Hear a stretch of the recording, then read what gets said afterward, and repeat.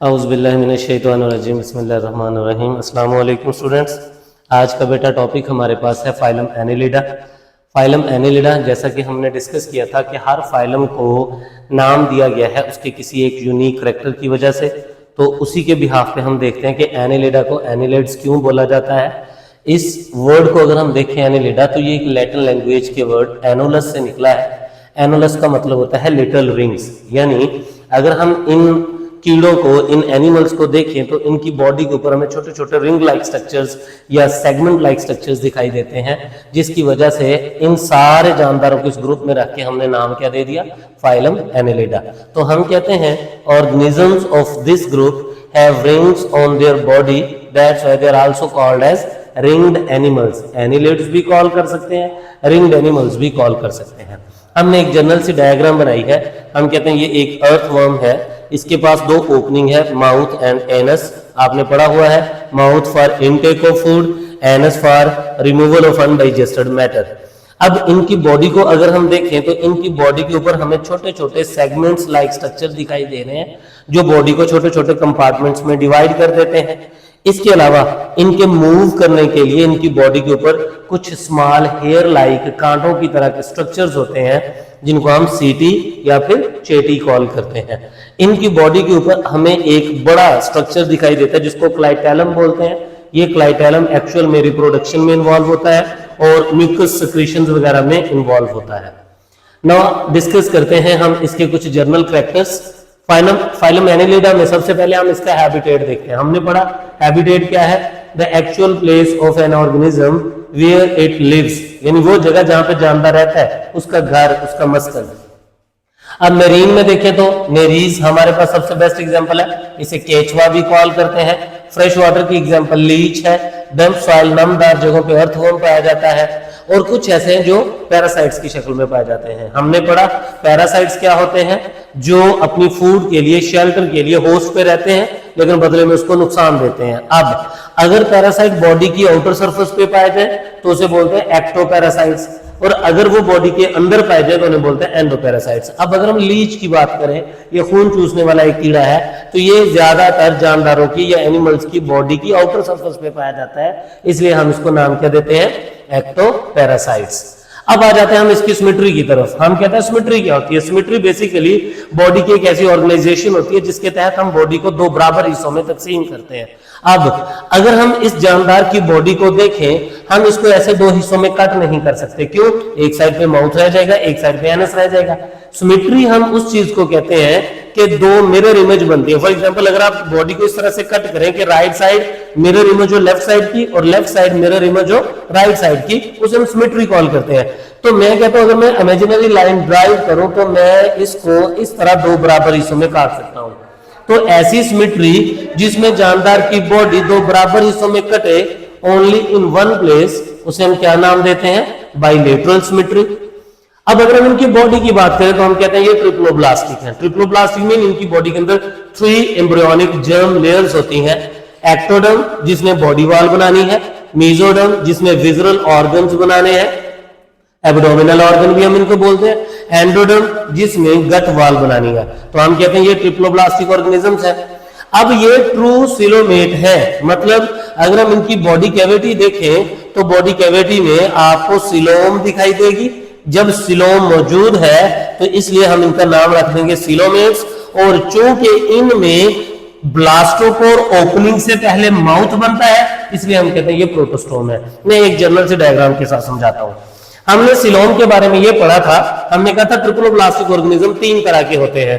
पहले ए सिलोमेट, मतलब एक्टोडर्म है, एंडोडर्म है, उसके बीच में जो गैप बनता है वो पेरेन्काइमा टाइप सेल्स जो है वो फिल कर देते हैं, लेयर तो बन जाती है, कैविटी नहीं रहती, इसलिए वो ए सिलोमेट है। फिर हमने जैसे नीमाटोडा में पढ़ा सूडोसिलोमेट्स, हमने कहा वो कैविटी तो है लेकिन वो कैविटी मेसोडर्म से बनी हुई नहीं है, इसलिए हमने उसे बोल दिया सूडोसिलोमेट। सिलोम बेसिकली उस कैविटी को बोलते हैं जो मेसोडर्म की स्प्लिटिंग से बनती है। मैंने एक छोटी सी डायग्राम बनाई, मैं रेड कलर की एक लेयर ड्रा की जिसे मैंने बोला एक्टोडर्म, फिर रेड कलर की एक लेयर ड्रा की जिसे मैंने बोला एंडोडर्म। इनके बीच में जब एक्टोडर्मल सेल्स अंदर की तरफ गिरे तो इन एक्टोडर्मल सेल्स को हम बोलेंगे मेसोडर्मल सेल्स, क्योंकि अब ये मेसोडर्म बनाने जा रहे हैं। तो एक्टोडर्मल सेल्स आउटर साइड पे ये एक्टोडर्म के अंदर अटैच हो गए, और इनर साइड से ये एंडोडर्म के अंदर अटैच हो, बाहर अटैच हो गए। अब इस बाहर वाली मेसोडर्म को मैंने नाम दे दिया पेराइकल मेसोडर्म, और अंदर वाली मेसोडर्म को मैंने नाम दे दिया विसरल मेसोडर्म। इनके बीच में एक कैविटी बन गई, उस कैविटी को हम नाम देते हैं सीलोम। तो जिनके अंदर मेसोडर्म की स्प्लिटिंग से एक कैविटी बने, उस कैविटी को बोलेंगे सीलोम, और जानदार को बोलेंगे सीलोमेट।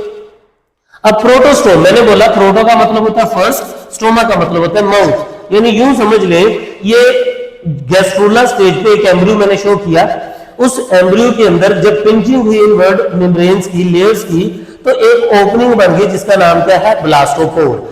ये ओपनिंग अब पीछे की तरफ बढ़ती जाएगी, और जब ये ओपनिंग पीछे की तरफ बढ़ती जाएगी तो ये ट्यूब लाइक डाइजेस्टिव सिस्टम बना देगी जिसकी दो ओपनिंग होती है। तो ब्लास्टोपोर ओपनिंग से, चूंकि पहले माउथ बना है, एनस बाद में बना है, तो हम कहते हैं ऐसे जानदार जिनमें ब्लास्टोपोर ओपनिंग से पहले माउथ बने, हम उन्हें क्या नाम दे देते हैं, प्रोटोस्टोम्स का नाम दे देते हैं। तो हम कहते हैं ये जो एनालिड्स है, इनकी बॉडी कैविटी के हिसाब से ये सिलोमेट्स भी और ये प्रोटोस्टोम्स भी है। फिर हमारे पास आ जाती है सेगमेंटेशन, उसे हम बोलते हैं मेटामेरिक सेगमेंटेशन। मेटामेरिक सेगमेंटेशन क्या होती है, हम कहते हैं the type of segmentation in which body is divided transversely into different compartments externally and internally by septa formation। means ये एक बॉडी है, मैं पहले थोड़ा सा यहां से ओवरव्यू देता हूं। ये एक बॉडी है, बिल्कुल स्ट्रेट आपको बॉडी दिखाई दे रही है। इस बॉडी के ऊपर छोटे छोटे छोटे छोटे आपको कंपार्टमेंट्स दिखाई दे रहे हैं। ये कंपार्टमेंट एक दूसरे से टोटली क्या हो जाएंगे, सेपरेट हो जाएंगे। क्यों? क्योंकि ये जो सेप्टा बन रहा है, ये रिंग लाइक स्ट्रक्चर बॉडी की एक्सटर्नल सरफेस पे भी बनाएगा और इंटरनल सरफेस पे भी। मतलब यूं समझ लो, यहां से कंपार्टमेंट अंदर की तरफ पिंच कर रहा है, तो यहां पे रिंग बन जाएगी बाहर वाली साइड पे, और अंदर सेप्टा जो है वो इनको दो कंपार्टमेंट में डिवाइड कर देगा। तो पूरी बॉडी कंपार्टमेंट्स में मुश्तमिल होती है।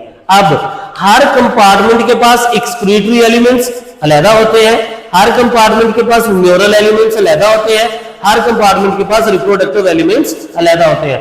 तो हम कहते हैं ऐसी बॉडी जिसको ट्रांसवर्सली आप सेप्टा फॉर्मेशन की मदद से इक्वल कंपार्टमेंट्स में डिवाइड कर दे, that segmentation is known as metameric segmentation. Final exam, board exams के पॉइंट ऑफ व्यू से ये एक बहुत इंपॉर्टेंट शॉर्ट क्वेश्चन है। अच्छा, अब हम आ जाते हैं कि ये लोकोमोट कैसे करते हैं। हम कहते हैं लोकोमोशन करने के लिए इन जानदारों की बॉडी की दो सरफेस है, एक डॉर्सल, एक वेंट्रल। वेंट्रल सरफेस आप यूं समझ लें, अगर मैं अर्थवर्म की बात करूं तो जब ये जमीन पे रेंगता है, चलता है, तो हम कहते हैं जिसकी मदद से इसने जमीन में अपने आप को होल्ड करना है, जमीन में अपनी ग्रिप को मजबूत बनाना है, उसे हम बोलते हैं सीटी। अब वो सीटी टांगों का रोल प्ले कर रहे हैं। तो सीटी बेसिकली होते क्या है, ये स्टिफ हेयर लाइक या ब्रिस्टल लाइक स्ट्रक्चर्स है, यानी बालों की तरह के या कांटों की तरह के स्ट्रक्चर्स है जो बॉडी की वेंट्रल सरफेस पे पाए जाते हैं। अब इनका रोल क्या है, ये लोकोमोशन में मदद देते हैं, ये सेंसरी परसेप्शन में मदद देते हैं, यानी इन जानदारों ने ग्राउंड से पता करना है कि इनकी तरफ कोई डेंजर चल के आ रहा है, कोई प्रीडेटर इनके ऊपर अटैक कर रहा है, तो सीटी की मदद से ये क्या करते हैं, सेंस लेते हैं कि कहां से खतरा महसूस हो रहा है। इसके अलावा ये हवा को या फिर मॉइस्चर को ट्रैप करने में भी इन्वॉल्व होते हैं। अब एमसीक्यूज के पॉइंट ऑफ व्यू से जो बात हमने माइंड में रखनी है वो ये है कि इन सभी फाइलम एनिलिड्स के अंदर अगर आप देखें तो सीटी मौजूद है, लेकिन लीच एक ऐसा ऑर्गेनिज्म है जिसकी बॉडी के ऊपर सीटी मौजूद नहीं होते। इसकी बॉडी की जो क्यूटिकल लेयर है वहां से म्यूकस खारिज होता है और उस म्यूकस की मदद से ये मूव करते हैं from one place to another place. ये था बेटा हमारे पास एक जनरल सा इंट्रोडक्शन अबाउट फाइलम एनिलिडा। कल के टॉपिक में हम इंशाल्लाह डिस्कस करेंगे इसके डिफरेंट ऑर्गन सिस्टम्स वगैरह। अगर यहां तक किसी भी किस्म की कोई कंफ्यूजन है, कोई क्वेरी है, तो आप मेरे साथ ग्रुप में डिस्कस कर सकते हैं। स्टे ब्लेस्ड, अल्लाह हाफिज।